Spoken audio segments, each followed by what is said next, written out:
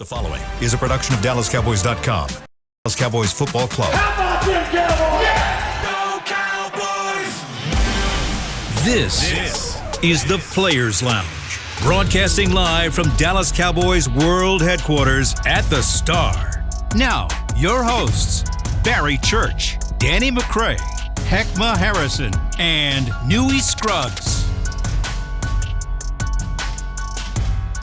All right, everybody, here we are, Players Lounge. My apologies for us being late today. Just left the locker room. You know the crew is Danny McCray, Heckma Harrison, Barry Church has returned. Yes, indeedy. I am Newey Scruggs as we get ready for the Cowboys taking on the Green Bay Packers. Mm-hmm. Danny, how we doing today, man? I'm doing good, man. I'm doing good. Listen, I'm ready for this weekend. There's gonna be some good football on this weekend. All right. Well, you know, we had all the somber news yesterday with Dan Quinn, possibly Pete Carroll, Nick Saban, the great Nick Saban retiring. But today is a new day. All right, it's Thursday. Today's a new day. It's Thursday. We moving on into the weekend, and we ready for some football, some playoff football. Hey, yesterday, Newey all but escorted him out the building. He already had it out. He said he left it better than he found it. Yeah. I said he ain't going nowhere. It was a rental. It was an Airbnb. Yes. And the man box and everything. Come on, he get his deposit back. Jeez. It's all right, bro. It's okay. No, I was looking at Church. I was looking at the odds last night because they send us to send it in my work email. He number one on the next Seahawks head coach. It's him. It's him. That dude. I can see it though. Can't you? Does it make sense? It does. Okay. It does make sense. We all agreed that it made sense. Okay. But at the end of his statement, he said it like the dude not here. He don't have a game on Sunday to coach. You know what I'm saying? It's been real, man. We all agreed that it was a perfect fit, and it makes sense. Go in there. Hey, Church, it's my last ride. Let's go out. Let's finish this thing right. We ride together. We die together. Bad boys for life. That's what he said to Trigger Mike. Come on, Trigger Mike. Micah, come on. Let's finish this thing out right. Finish it out right. Send me out right. I mean, hey, man. Who he taking with him? J-Run Curse. Who he taking with him? That's his guy, ain't it? Al Harris? Yeah. Joe Willie? Jr.? It's not. Nah, I'm trying to keep our guys. Al's Mike's guy. Al's Mike's guy. Oh, Al's Mike? Okay. Al is Mike. Joe, what about Joe?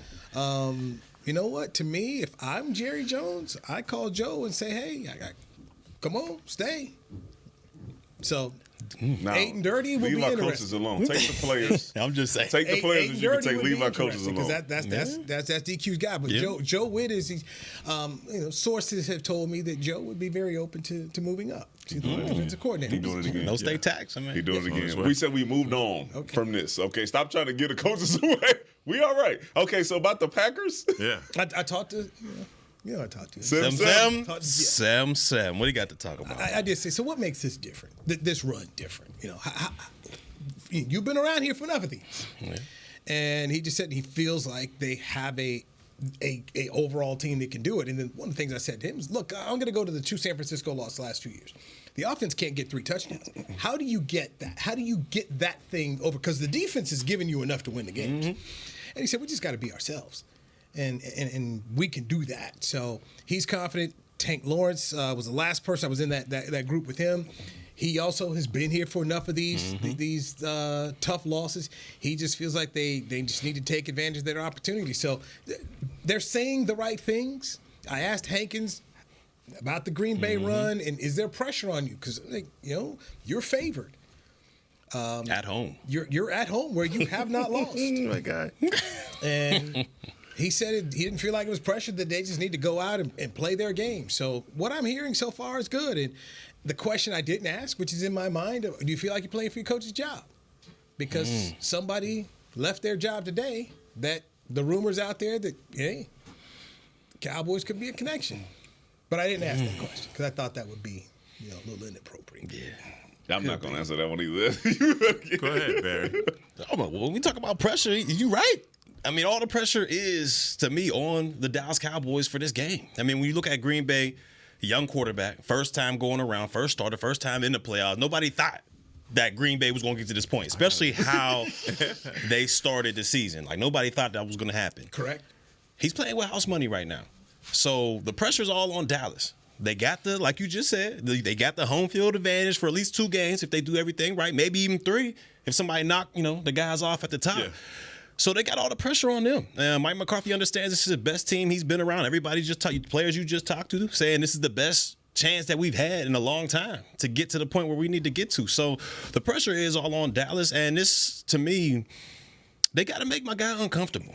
And when we talk about my guy, I'm talking about Jordan Love. They got to make him uncomfortable because right now he's on the wave. He's riding that confidence wave. 18 touchdowns to 1 pick in the last, 6-7 games, I believe. Mm-hmm. The man's riding strong. So to me, the pressure is on Dallas, but I think they got the head coach and the quarterback to step up to that challenge.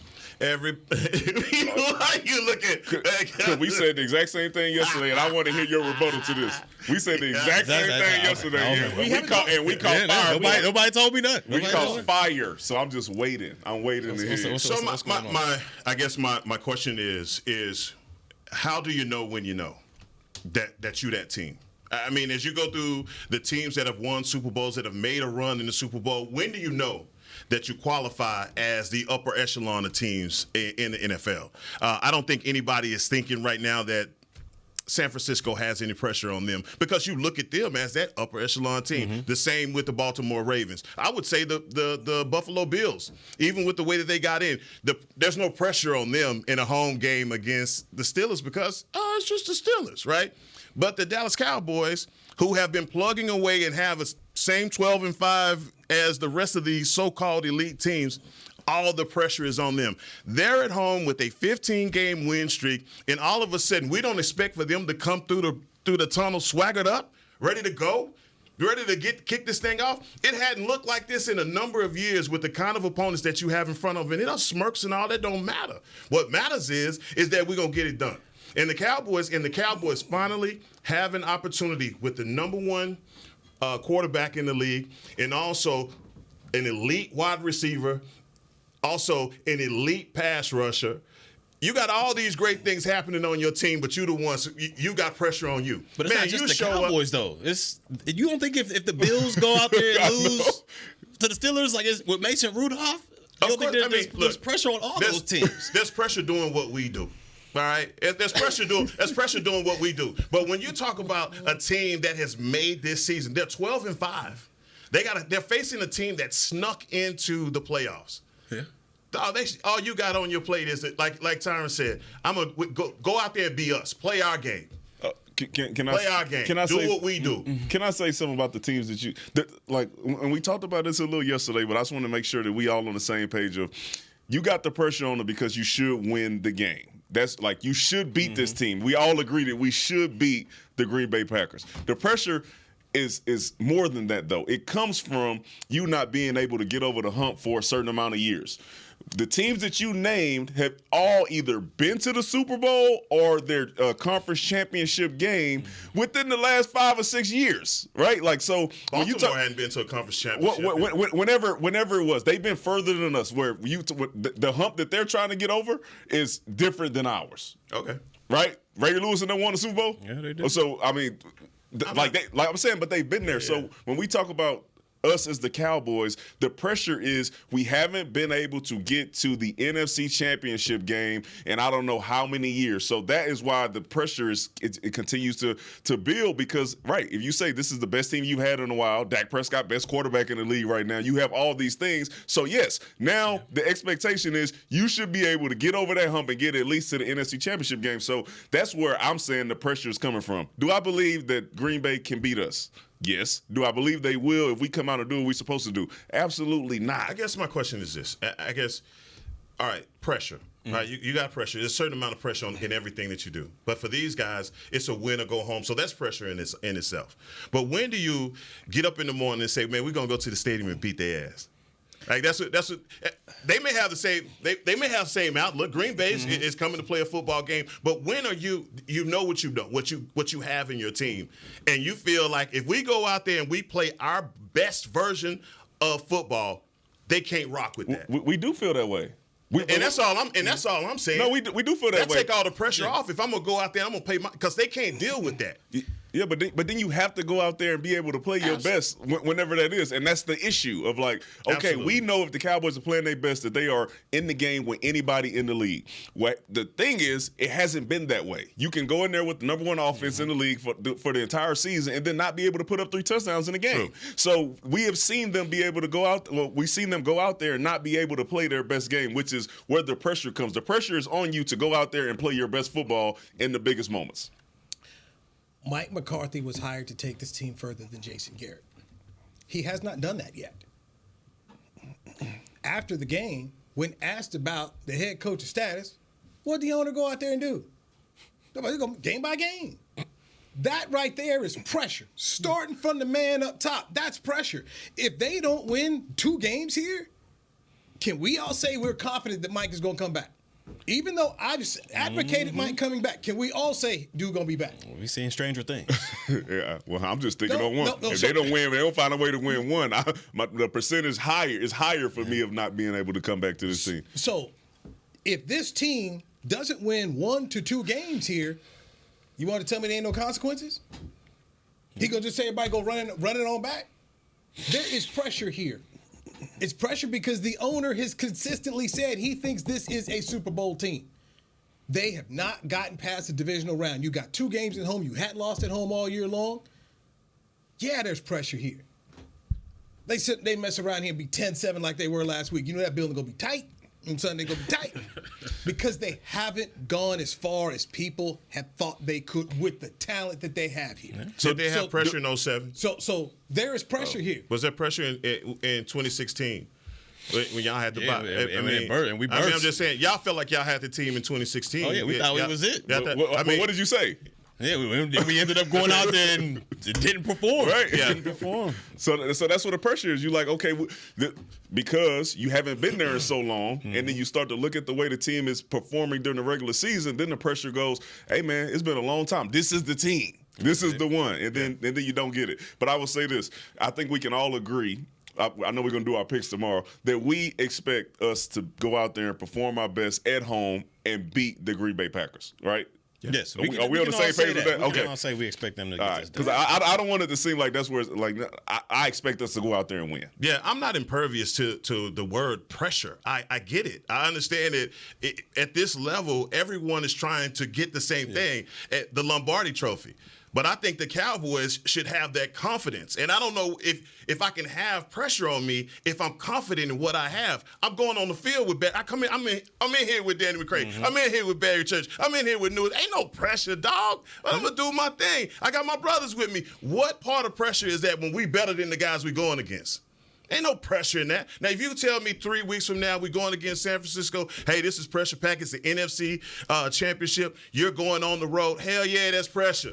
Because you're going up against a team that's beat you 3 times in a row. You haven't seen yourself beat them. But these guys, man, go dominate. That to me, that's a mindset. Like what you're talking about, right? That's a mindset. And you got to make sure all 53 players on that roster have that same mindset that we're going to go out there and dominate. And we've seen in instances this year or in the playoffs last year, not all those guys have that same mindset. Like, there's opportunities. We seen it last year. Defense came out there. We're going to shut down this San Francisco team. We got that swag about us. And that's what they were able to do. They shut down, Purdy and those guys. But offensively, a couple turnovers here and there, and next thing, it all went downhill. So I think that pressure starts to build when things aren't going your way, basically. And I believe that if this team, starts to struggle a little bit, they have those guys in place to where that pressure shouldn't, like you just said, shouldn't mount to anything because you have Dak at the quarterback. You have McCarthy at the coaching position. So when you say pressure, I believe, yes, there is some pressure on them, but they have the keys there to make sure that pressure doesn't overcome.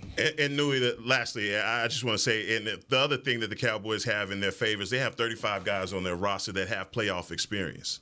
So, I mean, with that experience also says to me that takes some of the pressure off of you because we've been here before. I mean, only one guy on the roster has a Super Bowl ring, I believe. But that one, Gilly. Gilly is the only guy. But I'm saying as far as playoff experience, you have 35 guys on your team that's been here. Yeah, and a coach that's been to the top.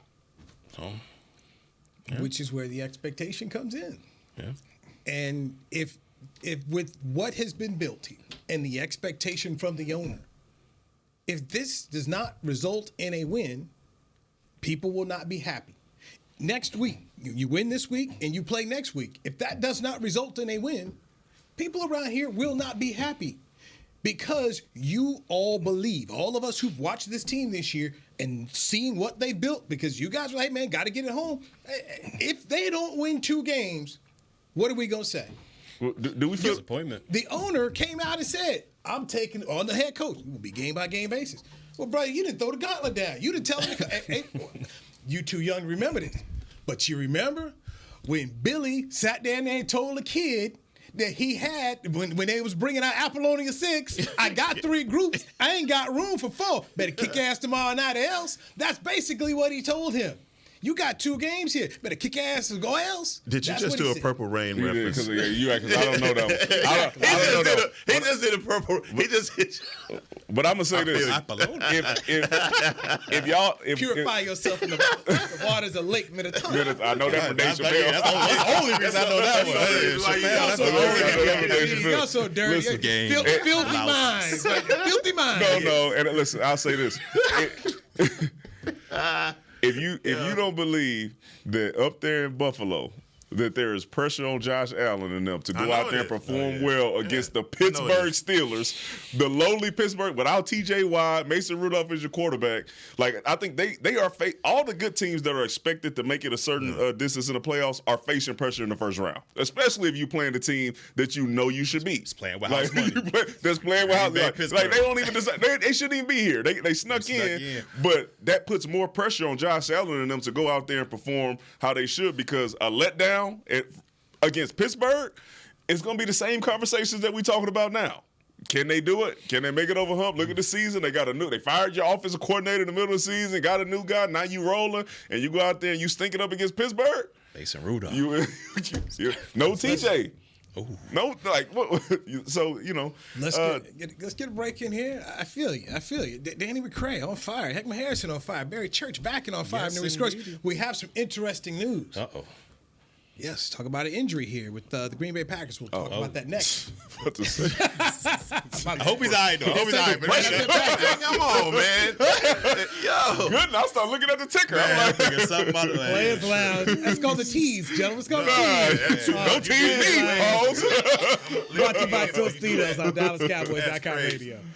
Goodness. It's the official men's skincare brand of the Dallas Cowboys, Jack Black. And right now, Cowboys fans can get 15% off their $75 order. Plus, because every deal needs a playmaker, your order will include a free 5-piece skincare set and free shipping. The Jack Black Playmaker is 4 of Jack's favorites and a full-sized intense therapy lip balm. Make a play for the Playmaker at getjackblack.com/Cowboys with the code CowboysVIP. That's getjackblack.com/Cowboys with the code CowboysVIP. Hi, I'm Danny McCray, Dallas Cowboys alumni player here with Smoothie King. And Smoothie King wants to ask you, what's that sound? That's the sound of us magically transforming our smoothie bowls into 2 new decadent flavors. Dig into a cool acai or pitaya bowl, handcrafted with crunchy, purely Elizabeth granola, fresh strawberries, and finished with a velvety chocolate hazelnut drizzle. Perfect for breakfast, lunch, or anytime you want to munch. And that's the sound of you making them disappear. Smoothie bowls, now in 2 new decadent flavors. Only at Smoothie King, the official smoothie of the Dallas Cowboys. To kick off the 2023 NFL season, Hugo Boss teamed up with the NFL and Micah Parsons to launch an iconic apparel collection featuring hoodies, crews, t-shirts, polos, joggers, and more. The bold, unique apparel of the Boss NFL collection unites football and fashion while reflecting what it truly means to be a boss. Get yours today at nflshop.com/HugoBoss, at HugoBoss.com, and at Boss retail stores. # be your own boss. There is no I in Dallas. There is no I in Hart either. No I in Blue Star or in Lone Star for that matter. And there's no I in how about them Cowboys? Smirnoff knows there's no I in football. Football is a we thing, an experience that is best enjoyed together. With good drinks and good folks, home or away, we rally together, we cry together, and we always rally cry together because there's definitely no I in Cowboys fans. Smirnoff, we do game days. Please drink responsibly. Back to the Players Lounge. Check him out. Oh, bird. Sean Polite is your 2023 Cowboy Fan of the Year, and now he needs your help. Vote for Sean to be given the ultimate title of NFL Fan of the Year, presented by Captain Morgan, by casting your vote at NFL.com/fan of the year. All right. Thank you very much. Harrison, getting ready for it. The questions are gone. It's over with. They're gone. It's over. Cowboys hosting the Green Bay Packers, 3 o'clock on Sunday. It will be sold out. They want a white out here. The Players Lounge brought to you by Tostitos, Church, Heckma Harrison, Danny McCray, I am Newey Scruggs. This from Packers beat writer Rob Domonsky on X. It says, Matt LaFleur said Jair Alexander had, quote, kind of a freak deal yesterday. Someone stepped on someone's foot and rolled an ankle, end quote. Yesterday was a jog through. LaFleur said Alexander's considered day-to-day, and they thought it was best if he did not go today. No word if they're going to make him a captain or not. I'm going on the field. That's a big injury, though. That's a big-time injury because that's the one guy in that secondary that I thought maybe had a chance to not shut CeeDee Lamb down, by no stretch of the imagination, but at least, make things hard for him out there because he's a good corner. He's a good corner in his own right. But with him, if he's not able to go, or even if he goes, 50%, 75% of what he is, I mean, that's a huge injury because now you may be forced to play zone strictly against this team. Yikes. And we all know Dak Prescott, he basically destroys zones out there, especially with this offense that they're running. So that's a big-time injury with Jair if he's not able to go, or even if he's able to go, half percent. It's not good news for Green Bay, but because they already have a problem in CeeDee Lamb. It's like 1749 this year just put him all the way through the roof as far as all the questions you had about CD. And Green Bay already had enough problems. And we talked about it yesterday. Are they going to – I feel like, BC, they're going to double team him. You have to. You're right. And so I feel like they're not going to die that death. They're not going to – you're going to target him 17 times and we're going to leave Jair out there on the island with him? Come on. That's not going to happen. So now that we get this news that he's hurt, I hope he's healthy and ready to go. I want the best Jair Alexander on. I don't want to hear nothing, all right? But I'm just saying that this guy, CeeDee Lamb, this is his opportunity. Hey, real quick, let me ask you a question. I ask everybody the same question. Why would you, when you're trying to double team CeeDee Lamb, and he's lining up in the slot outside, wherever the case may be, why do these teams try to double team him with a linebacker? Like, you see him, like, they'll have the corner right there pressing or playing off, and they'll have, like, a linebacker trying to buzz underneath. That makes no sense to me. If that guy's that skilled, you got to put a corner and like how they used to do Megatron back when I played. Corner, the jam him, play underneath, and a safety right over top. I mean, this stuff, when you're trying to get linebackers underneath CD, it's not going to work. Yeah. It's not going to work. I just don't understand. I think the way McCarthy moves them around actually makes it a lot more difficult for them to get to double them how they really want to. Because in the ideal world, that's what you want. You want a nickel and a corner, or a safety and a corner. Yeah. Right? But then if he's motioning here, or you think he's going to line up over there and you got to defend the run, I think Mike McCarthy's done a really good job of being able to move him around and not allow you to then double him that way. Yeah. Now, sometimes early in the season, we saw him, they were catching him like that. They taking him away. But I think now it's a little different. Listen, I hope he's hobbled. I'm sorry. I don't care. You know me. I'm the path of least resistance. Okay, and nobody going back in the newspaper and seeing who was hurt when they played. Hey man, hobble on out there. All right, and barbecue chicken all day. All right, point at him. That's who I want because he's not healthy. That's who I'm going at. I mean, they do this. This is the league, bro. If you go out there and you're not 100%, that's on you, right? And the quarterbacks and the coaches and the offensive coordinators, they ain't gonna take it easy on you. They're gonna say that guy ain't right. We going to him until they get it figured out. So you don't have Diggs? Oh, what? Yeah. Nobody cares. So listen. Path of least resistance. If San Francisco don't have to be on the schedule for us to play, I'll take that and go straight to the Super Bowl. I don't care. But that's a big loss for if it happens. That's a big loss for Green Bay. But you bring up a great point of how Mike has used CD this year and put him in the slot, and the way that CD has broken some of those numbers. You see Michael Irvin's numbers go down. Nobody's kind of mentioned the fact that Mike was a true X. Like, he was outside, he was on the line of scrimmage, he didn't go in motion, you knew where he was going to be, and so it was easier to double team a guy like that. Jerry Rice, the same thing, out of the X. CeeDee Lamb has a special capability, which sometimes I think last 10 years ago it would have been frowned on to be in the slot, because most guys consider the number one receiver as an X. But the way that they move him around, and like you just said, he's a matchup nightmare because teams don't have they don't have the kind of personnel that we have that could go out there and play in the X and play down in the slot. So you have to at least bring a linebacker down. And you guys talk about how hard it is to take a cornerback and put him on the line of scrimmage like that. So I think he's a nightmare as far as the matchups, the way that you see that their best guy is lining up inside. And the one thing you don't want to do is allow to give him that much real estate. But as a coordinator, you going against Dallas. You understand. This guy's getting 20-some targets a game. Yeah. Like, how do you not? There's points to end the game last week, even against Detroit, where this guy is just butt naked out there, wide open. Like, if you're going against this, if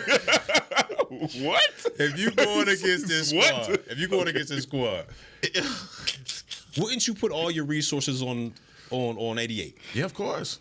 I wouldn't do anything left. I wouldn't do anything. You got to make Cooks. You got to make Tolbert, Pollard try to defeat you, right? It's just, but you just don't see it. That's just it's mind blowing. I think we talked about it yesterday too. Of like why these teams who run the ball really well, then they go away from the run in the game. Like you're averaging 8 yards a carry, and then you come out on the next drive and you throw the ball 3 times, or you get 8 yards on first down and you throw it on second and third, and then you allow the team to get off the hook because you went away from what you're doing that works. And teams do that to us all the time. And we were talking about the national championship where Michigan looked like they were about to do that in the second and third quarter. That's like, true. Bro, you averaging 19 yards a carry. Just throwing the ball, right? And I think that's the same thing of like, hey man, you already know this is the strength and this is working, and then for some reason, why do you go away from it? Yeah, you go away from it, and it doesn't work out for you.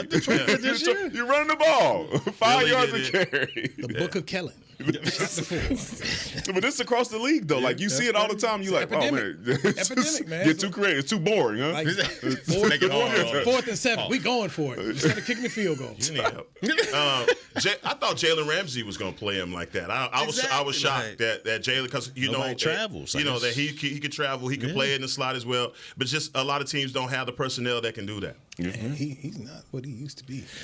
Nice. People get old. Because he was coming back from injury this year. Don't we know? I thought he was going to be. Pat Peterson playing safety. Boys get old. They need another 2-3 years. He went to safety before he. Man, that's like it's a thing, bro. Ronnie Lott did it. So Jalen Ramsey, he ain't young. He was out there with Church now.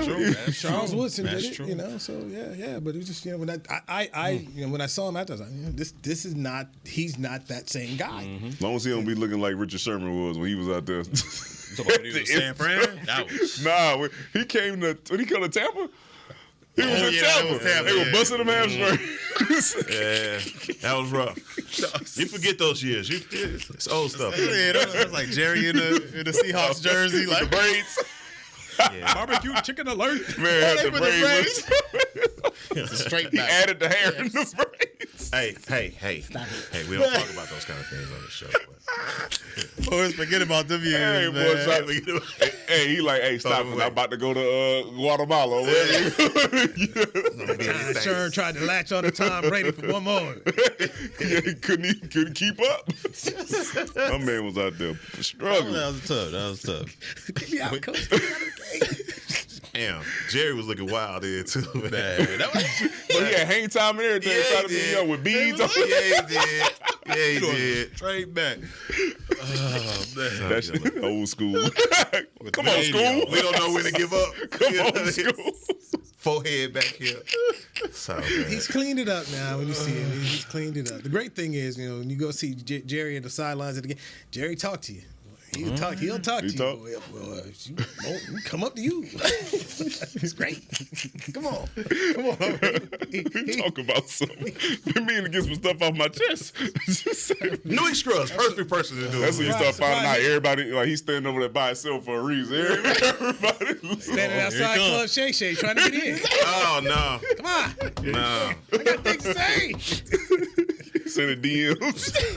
Don't do it. Be on there, Don't do it, Jerry. Don't do it, Jerry. Jerry's a great player. Okay. Don't do it, Jerry. Okay, all right. We got to get a break in here. Get ready for your read, Heckler. I'm Newy Scruggs. This is Players Lounge. I got you. Brought to you by Tostitos right here on DallasCowboys.com radio. To kick off the 2023 NFL season, Hugo Boss teamed up with the NFL and Micah Parsons to launch an iconic apparel collection featuring hoodies, crews, t-shirts, polos, joggers, and more. The bold, unique apparel of the Boss NFL collection unites football and fashion while reflecting what it truly means to be a boss. Get yours today at nflshop.com/HugoBoss, at HugoBoss.com, and at Boss retail stores. #Be your own boss. Hi, I'm Danny McCray, Dallas Cowboys alumni player here with Smoothie King. And Smoothie King wants to ask you, what's that sound? That's the sound of us magically transforming our smoothie bowls into 2 new decadent flavors. Dig into a cool acai or pitaya bowl, handcrafted with crunchy, purely Elizabeth granola, fresh strawberries, and finished with a velvety chocolate hazelnut drizzle. Perfect for breakfast, lunch, or anytime you want to munch.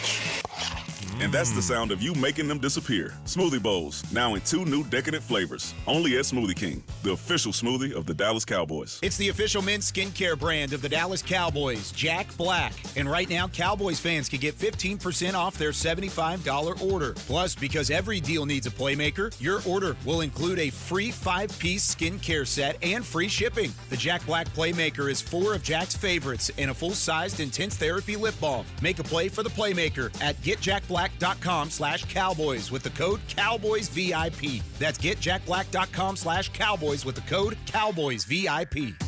I'm Dak Prescott, quarterback of the Dallas Cowboys. And they snap it to Prescott, who looks right. It's not there. He escapes left. He'll run for a first down. Just like football, when it comes to crypto, it's important to have a team you can trust. With blockchain.com, I know I'm in good hands. Since 2011, they've been trusted by millions around the world to buy, sell, and trade cryptocurrency. Prescott's going to run this himself. Run it up the middle, and he scores. Whether you're new to crypto or an active trader, they've got you covered. What are you waiting for? Get started at blockchain.com. Back to the Players Lounge.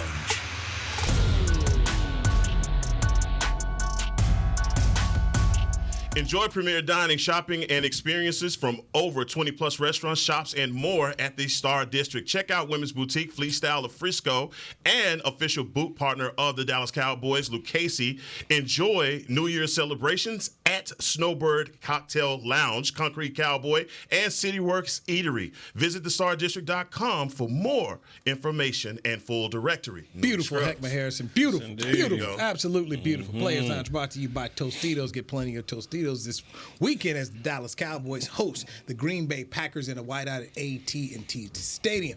Danny McCray, Barry Church, return. I'm Newey Scruggs. So, the Cowboys have 35 players, as you said, Heck, on this active roster with postseason experience, and 32 of those players were on Dallas's playoff roster in 2022. Dante Fowler, DeMarcus Lawrence, Zach Martin, and Tyron Smith have the most postseason games with 8. This is a team that when they walk out there, they've been here. They have been here. So you got Green Bay on the other side. There's a lot of youngsters. Yeah.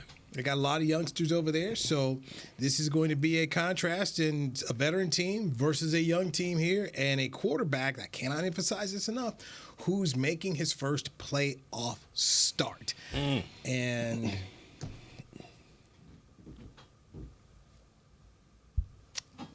I said it yesterday. I'll say it again. I picked the Cowboys to win. I got to do the Dallas Morning News picks. I picked them to win, picked them to cover. There is no option. It was Apollo 13. I don't know if you two watched that. You two watched the movie Apollo 13? You got to get some 2000s early. I've seen Apollo 13, but I was very young when it came. Okay. They out of space. On the rocket ship. Right. They're trying to get him home. I just hope Aerosmith. So they didn't make it, did they? They did something with that. They ain't gonna make no movie. And they floated away. We ain't found it. I don't think Hollywood's trying to make that movie. You know, they don't. It's a hero movie. They didn't make it. Tom Hanks. Tom Hanks came home. Nah, I got you. Good. Anyway, they floating out there trying to get him home, and they basically make this contraption of stuff. And like, guys, we got to make this fit into that. And the dude said, failure's not an option. And to me, I feel like with this Cowboys team, you talk about all this experience I had. You're at home. You've been great at home this year. Failure is not an option, period. Hidden Figures. Taraji P. Seen that one? That's a good one. I heard of it. All right. That's Haven't seen it. But that is a newer movie. It is. I was just trying to help you. It was good. Movie about the ladies. Yeah. Gotcha.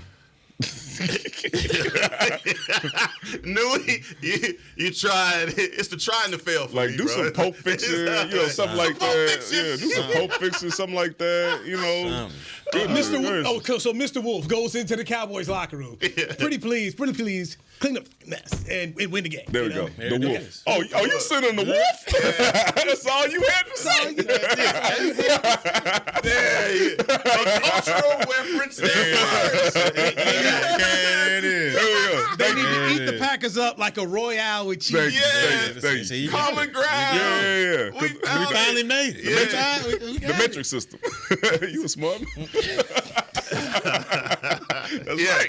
That's right. That's what we got going on. That's what we got going on. Yeah, thank you, Newy. Goodness gracious, Apollo 13 and Prince. What are we doing here? This is Academy Award nominated movie, man. And that's okay. We don't know it. It's all right, man. You tried to Dusty Baker me earlier. Now he talking about Prince and stuff. Well, I don't know what you're talking about.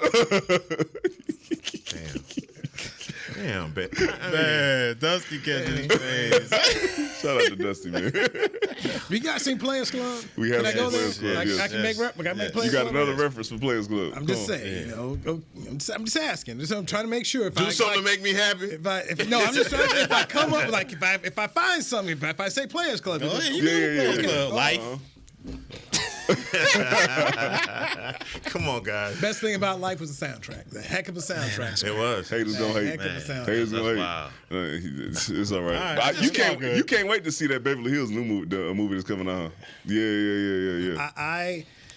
I'm against remakes. All right. House Party 2 scarred me for life. Won't even give me. I don't know why you went. Oh, 2? House Oh, Party I thought you were talking about the new one that came out. Oh, no, I didn't even know. No, I wouldn't even that wasn't it. I'm not gonna watch you when you're damn near 50 years old from these movies. I'm not watching it. No, they had a whole new cast.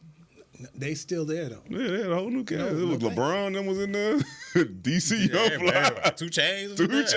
It was the remix. Yeah. They changed it up. No, I'm good. No, I'm just not a big remake guy. It's hard to do remakes because usually, and this is what I found out, usually the writers are changed. Yeah. And so, like House Party, the people who wrote this thing were not the people that came up with the second one. So, understanding the magic and the chemistry and what worked, now we got new people in here trying to add their little thing, and they don't. A lot of times it ends badly. It's a lot of pressure, huh? Thank you. You just can't walk out there and say, "Oh, we got our stars. Our stars. We just gonna come out here. We gonna be up 20 out the locker room." No, Off Danny, the plane. it doesn't work like that. Off the plane. When they get off the plane, they already gonna be down 20. Yeah. Off the plane. Off the plane. Tasty cake coming, baby. What we Yeah. got? Somebody write Off that the down. Can plane. you write that in your notebook? Right where you want to. Hey, get a notebook. Write it wherever you want to. Get a notebook to Barry. I just got Chris Bean. He got my notebook 12. Now, we don't trust Chris either, man. He made the copy and brought that stuff in here, so he knew. He knew he tried to go out there and get it. He think because he say Chris Beam, that means that's right. All that down and everything you got. Hey, I was there, man. I was there. Well, I was right. Two times. Yeah, you just went through that whole list talking about 35 players with playoff experience and all this. We know it's a must-win situation, man. So, we talk mind state, confidence, whatever you want to call it. I'm just not going for that scary energy. Okay. Not going for it. Pressure's not scary. No. Some people embrace pressure. Dak does. Yeah, he don't put that shirt on because he knows. He knows what the goal is, and it ain't this, and that's a failure if you go out there and lose this game. Absolutely. So he talks about being a privilege, which and that's not a pressure is not a bad thing. Yeah. I mean, Nick Saban talked about it all the time when he was coaching. Of just like he wanted guys to feel uncomfortable and meet a standard, and he won a lot there. So I don't think that's a problem. I don't think the pressure is a problem at all. I just when the owner come out here and throw it on you, that's when I just don't understand. It's like, why do you? One game at a time. There's enough out there. I don't know why you throwing a log on the fire. So I need to get a thought from you on your guy. Okay, because you've been roll tide ever since I met you. Roll tide this, roll tide that. One, are you still roll tide? Okay. The only time I wasn't roll tide is when they hired Mike Shula and refused to hire Sylvester Kroon because AD wanted. Okay, so you roll tide. Nick Saban's done. Yes. Forever. Oh yes. He done. Not going no. Oh yeah, he done. Yeah. Just with coaching, not football though. You think he'll be a consultant on the staff or something like that? I think he'll be a great media guy. Yeah, He'll be a TV guy. Yeah, he has been working on the college game day thing. He'll come on there. He does really well. Yeah, he has a great personality and sense of humor. he's just viewed as a guy that doesn't have a sense of humor. But we should have known he was about to be done when he started doing commercials with Dion. Over there with Affleck. Yeah, we should have known then, because you didn't see Nick Saban as that type of guy to be funny on the commercial and doing all that stuff, and there he is. At some point in time, college football has to change and just admit that they're a business, and they need to have a commissioner. And I think Nick Saban would be an excellent commissioner, somebody who could understand what coaches and administrators need to try and make college football what it has to become. In my opinion, it has to break away from the NCAA. They got to set this thing up differently and pare this thing down a little bit and just say, hey, these are the teams that are going to be competing, and figure out how they distribute money and basically pay the players. And whatever union or whatever they want to set up to make it like basically a mini National Football League, because pro sports this is what college football is now. Mm-hmm. And so I think if you were going to have someone that people would trust, I think Nick Saban could be that guy. But they need somebody to run it, because what they have right now, they clearly it's the Wild West and everybody's mad about it. So to me, I think Nick Saban can stay in college football in some form or fashion that way.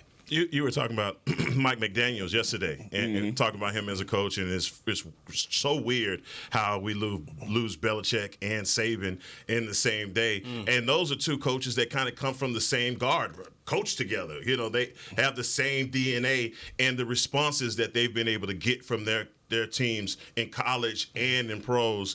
I think it speaks volumes about who they are as coaches, but man, I think the times has passed him. I think Nick saw that, even though he had a successful year. Yeah. Man, went to the playoffs, and it just I think the NIL. I think a lot of things just started to happen, and I think Nick was like, man, look, I don't have the same money that Texas got. Texas A&M. They coming to the SEC, and I know what's about to happen. Let me get my stuff and get up out of here. He just came out today and just said the day-to-day grind is too much for him now. And that comes back to, we talk about the business aspect of it. I mean, you now have to have a general manager who oversees, okay, who's got the NIL? Do I deal with the collective? What are these guys getting here? Who's in the portal? Yeah. Figure out who's in the portal, who's going in, who's coming out, who do we take? I mean, it's a lot. And then you got the 2 signing periods. I mean, when you guys came out, it was one day. Right, it was February. Now, we got December, we got February, and so it's changed. Yeah. And now, I mean, just think about the conferences. The Pac-12 blew up. This is crazy. It's a whole different kind of game now. And we got no divisions anymore in the SEC. Should it just be Power 5, like MAC and all those, the kind of subdivisions? If you do that, you're going to find a team that's going to disrupt all of that. And as soon as they put one of those together, you have a Cincinnati. You'll just have a team that'll come through and be disruptive to everything. Yeah, we'll see. But yes, I mean, I as a guy who grew up when Bear Bryant was coaching, and all the times that we spent in Alabama because my parents were from Birmingham. So Tom Landry and Bear Bryant, those were the coaches I knew for college and pro. And when they left, as a fan, you were just, man, if they could just win one in my lifetime, I'd be cool. So Gene Stallings wins that game against Alabama, win the national championship. It's like, okay. And then they wandered the desert after that, messing it up. Saban got there, and I didn't know at the time, but I got to cover Nick his last year with Cleveland before he went to Michigan State. And they brought him in. I was like, hey, man, if he could win one like he did at LSU, that'd be great. You never expected anything like this. And I feel sorry for whoever takes over for him, because these folks going to be crazy the way UCLA fans were crazy when John Wooden had won 10 national championships and 7 in a row, and the dude who took over went to Final Four that year, they're like, dude, you lost. Oh, that portal about Gene to be Barton. dumb. Come on to Baton Rouge. Come on to Baton Rouge. They're jumping right now.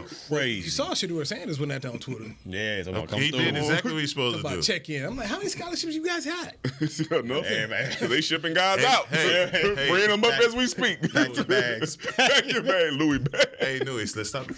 Okay. Let's ask those questions. Okay. Let's let Dion have his thing. We try to go to the Soul Bowl next year. I know one thing. LSU, shout out to Nick Saban, but that's one guy we ain't got to worry about seeing again, and I'm not upset about it. You got a different motive. You got a different motive. You was like, oh, thank God. I'm 2-2 against Nick Saban. So let me ask I'm 2-2 against Alabama. Is he in the LSU Hall of Fame? I ain't seen him up there, but he will be. Yeah, he will be for sure. Because I mean, for me, when I think of what he did there. Just growing up, it was 2 schools in the SEC. He always kind of said himself, if they figure it out, it's trouble for Alabama. Florida and LSU. But they couldn't get it right for a long time. And when Saban got there, shut it down. Because LSU at that time, that was, you see Marshall Faulk from New Orleans gone. Peyton Manning from New Orleans gone. Nick came in, they put a fence up there. We're going to keep everybody in state. And we're going to play them quarterbacks that y'all necessarily don't think you want. Changed it and set the program up to the Les Miles and Ed Orgeron were able to win national championships. So I did wonder, was he there? Because just what he did was unlocked what so many people had always felt that could be done at LSU. And now it's there. There's the belief, and they know. There's that expectation. Like, we can win national championships. When did he start winning natties? Because I feel like when I was in college, it was Florida, with Tebow and them boys. They won in 03. 03? They won Marcus Spears. They won with Alabama. My bad with Alabama. My bad. 9? Because I don't remember Alabama being like that until. And when I was in college, he wasn't the head coach there until 2008. Seven. I want to say 7 because they won in 09. They beat Texas for a second one. So I want to say that. So my first year he wasn't there. So maybe. They did. My last year they won. Yeah, my last year they won. Because it was Florida. It was us, and then it was Florida. Then we got in there for 1 year, and then Florida, and then they beat Colt McCoy. Either them or Auburn. Yeah. One of them because Camden was there too. Okay, put a second one there, and then Texas. So you know the Saban of Texas story, right? Mm-mm. So the story was Tom Hicks, who used to own the Rangers and the Stars, had got Terry Saban and was convincing her, bring Nick here. She went out, they went to Austin, got Nick ready to go. They ready to take Nick from Alabama to Texas because they felt like, man, they don't appreciate us enough. They're not showing us the love. And so it was, hey, Mac, you go ahead, call it a day, retire, and we're going to bring Saban in there. That was there. Chip Brown wrote about it recently on OrangeBloods.com, wherever he's at. And then Mac wouldn't go along with it. And then he got his lawyer, Joe Jamel, and they were like, nah, we shutting this all down. But this thing could have been Nick Saban at Texas.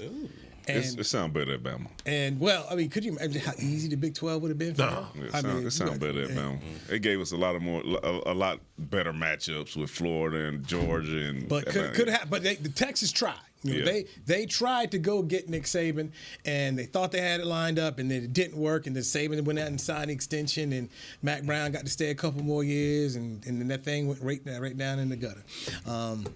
But you don't have media match today, do you? I do. Media match coming up next. So you trying to make it? We're gonna stay until media match, huh? No, we done.